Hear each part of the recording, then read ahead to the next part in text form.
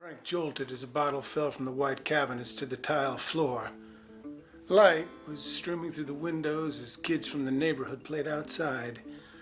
Missy huffed, putting her hands on her hips, surveying the shards of glass littering the floor. "Frank, dear, can you grab the broom?" Frank numbly walked to the pantry, grabbing the broom. As his hands closed around the handle, he felt human flesh. His mind flashed back to the skinny wrist of a Negro boy he had grabbed by the arm 2 days ago. Blinking, he walked back into the kitchen, handing the broom to Missy. Missy's sister Clara walked into the room carrying her infant son as Frank sat back down. Missy shuffled around the pile of glass, looking at her sister. "Well, I don't know what's gotten into that girl, leaving us to tend to this baby all by ourselves. Louise has never missed a day of work in over 5 years, yet I haven't seen her since Saturday afternoon." Clara sat next to Frank, bouncing the baby. "Our gardener hasn't come to work either. Our bushes are in absolute disarray. I should have listened when I said not to trust a Negro. Poor professionalism and work ethic." Frank's stomach clenched and he got up, walking outside and onto the porch. His breath came out fast, catching in his throat. He thought of how his stomach clenched with elation Saturday night.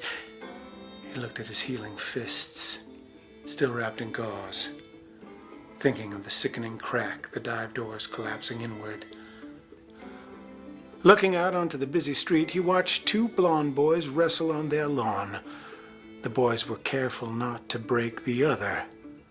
Frank hadn't taken that care 2 days ago. Neither had any other man in that dive.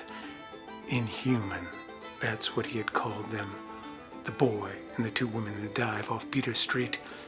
He jumped as shrieks pierced the air. Frank looked for the source of the sound, seeing a group of kids playing tag down the block, screaming and cheering. He ran his hands down his face, trying to forget the shouts of the girl that night, screaming, calling for a woman named Maddie. Frank's uncle had fought in the war between the states. He had told Frank about the struggles of returning home, how he saw events and traumas in everyday occurrences. It must have felt like this. How could something that had felt so rewarding on Saturday make him shake on Monday? He struggled to come to terms with the truth. Frank had seen lynchings before. It wasn't uncommon when he was a boy in rural Georgia, but pulling the trigger on Saturday night was different. Walking home that night, never seeing anyone arrested that night, felt too free. Frank heard his name as if from a distance. He turned around to see Missy standing in the doorway. She looked concerned. Missy cocked her head and walked to him. "Frank, you all right?" Her eyebrows were creased with worry. Frank looked at Missy. He knew her face, yet he had never seen her the way he did in that moment. He stared at her high cheekbones, wide nose, and brown eyes wide with confusion. When he blinked, he saw a different face with bruises covering pronounced cheekbones and cuts on her temple, like a ghost hidden behind Missy's face. He heard Missy say his name again, laying her hand on his arm. Frank's eyes traveled down to her throat, where his silver cross always sat. His stomach clenched again as recognition jogged at his memory. He had seen the same necklace 2 days before on the neck of a Negro woman who owned the dive. Frank reached for the necklace's clasp, fumbling to remove it from her neck. "Oh, I'm fine," he said. She squinted at him.